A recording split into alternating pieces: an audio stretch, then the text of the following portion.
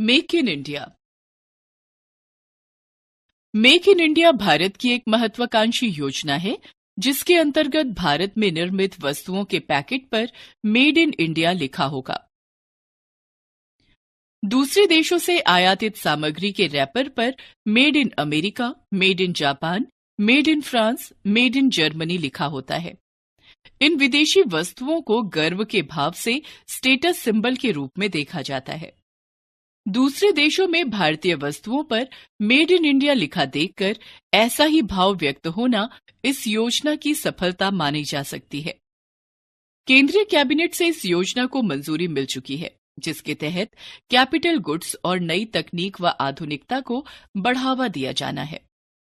Make in India योजना का मतलब है कि अच्छी और जरूरत की चीजों का निर्माण ज्यादा से ज्यादा भारत में हो। यह वस्तु पर तभी अंकित किया जा सकता है जब वस्तु का निर्माण भारत में हुआ हो। उदाहरणार्थ, यदि हम सैमसंग मोबाइल खरीदते हैं तो डिब्बे पर मेड इन कोरिया लिखा होता है, क्योंकि सैमसंग कोरिया में बनता है। इसलिए जो चीज जहां बनती है उसी देश का नाम वस्तु पर अंकित किया जाता है। इसका सबसे बड़ा लाभ यह होता है कि देश में बनी वस्तु की कीमत कम होती है।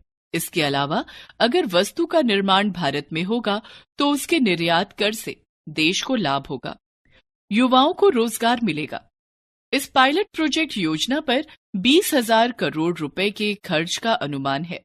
भारत और रूस के सहयोग से भारत में निर्मित ब्रह्मोस मिसाइल एक सुपरसोनिक मिसाइल है जो आवाज से भी तेज गति से चलकर अपने लक्ष्य पर वार करती है।